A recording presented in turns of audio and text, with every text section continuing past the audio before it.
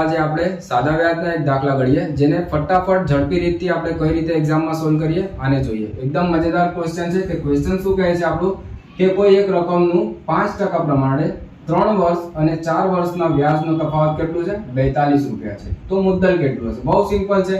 5% પ્રમાણે એક તો પહેલા 3 વર્ષમાં કેટલા ટકા વ્યાજ થઈ જાય? 15%.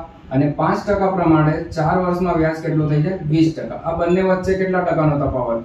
5%. ક્વેશ્ચને કેટલા કીધું કે 42 રૂપિયાનો તફાવત છે. તો અહીંયાથી ડાયરેક્ટ આપણે 1% મેળવવાનું, કેમ કે આપણને 100% શોધવાના છે, કેમ કે આપણી મુદ્દલ કેટલી છે? 100% છે.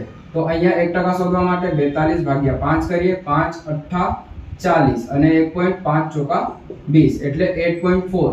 8.4 ને સૌથી ગુણ દઈએ આપણે, એટલે કઈ રીતે ગુણવાનું? અહીંયા લઈ લેવાનું, કાં તો ડાયરેક્ટ 840 લખી દેવાનું. બસ આ રીતે આવા ક્વેશ્ચનોને સોલ્વ કરવાનું. મજેદાર ક્વેશ્ચનને સોલ્વ કરવાની રીત શીખવા માટે અમારી ચેનલ સાથે જોડાયેલા રહો. Thank you.